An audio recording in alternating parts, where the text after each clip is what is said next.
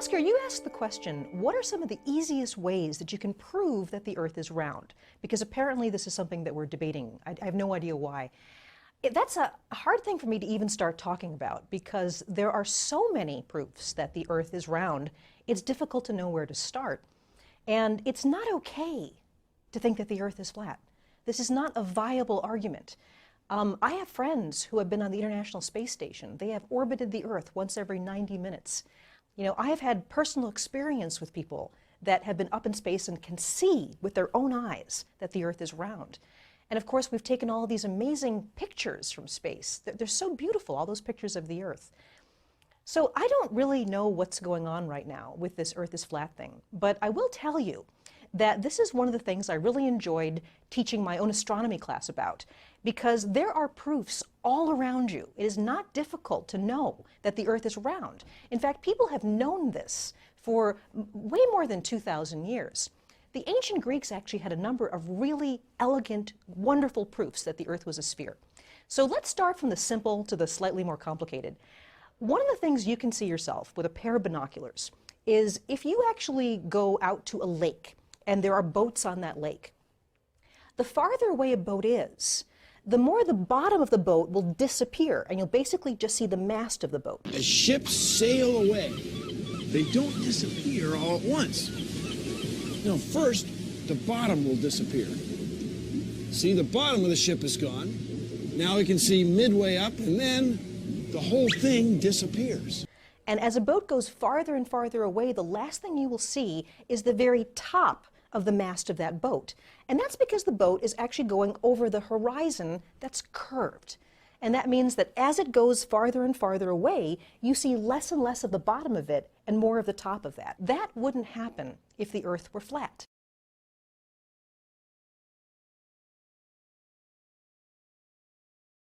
Saracana.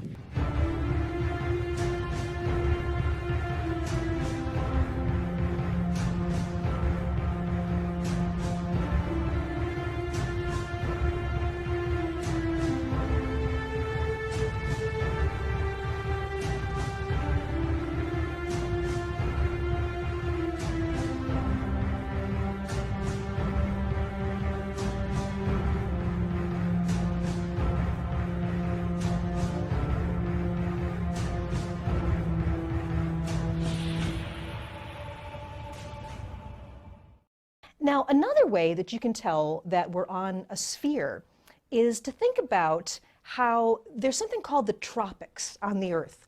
And the tropics are places near the equator of the Earth where sometimes the sun is overhead in the sky.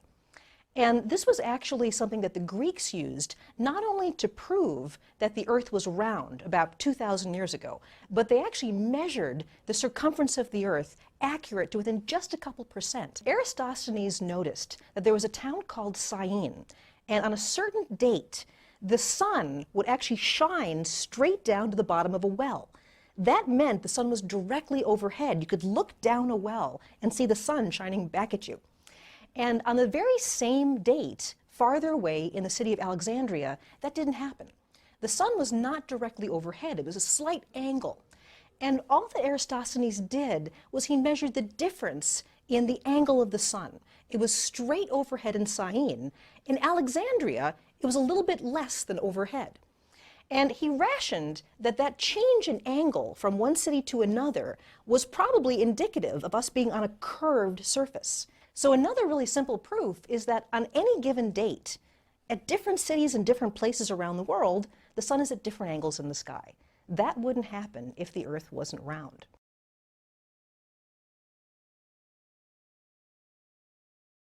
Then there are some other proofs that are a little more obscure, but they're actually really lovely. And one is to observe what happens during a lunar eclipse. Now, a lunar eclipse happens when the Earth casts a shadow on the moon. The moon actually goes dark. In fact, if you've seen one, you can actually see the Earth's shadow go across the moon. But every now and then cast a shadow on the moon. And when it did, that shadow was always round. Now, the only shape we know of that always casts a round shadow is a ball. What's happening in that case is that the sun is on one side of the Earth. The Earth is in the middle, and it's casting a shadow. The Earth is casting a shadow on the moon. And as the shadow moves across the moon, you'll notice that the shadow is curved, it's round. The only shape that can cast a shadow that's curved from any direction you put the light is a sphere.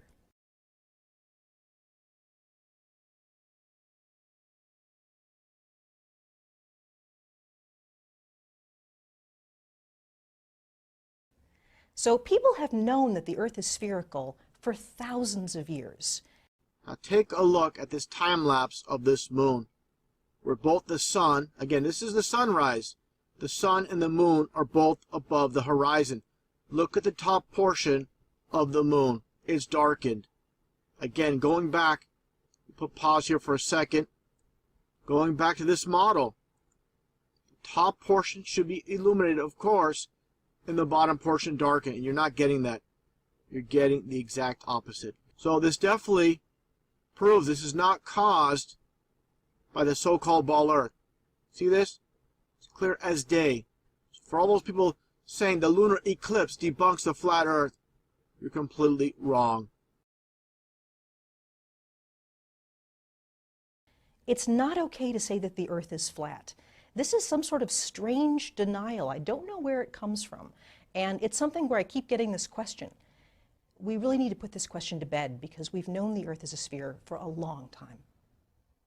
I actually said this to somebody and I couldn't believe they'd never thought of it. That, you know, with binoculars you can see planets. You can see Saturn and Jupiter. You can see Mars with a telescope, the sun, the moon. Everything else you see in the solar system is a sphere. So we're the one thing that is different. You know, and that actually made somebody who was more interested in actually hearing information, that actually got them to think. They were like, you're right, you know, everything else we take a picture of is a sphere.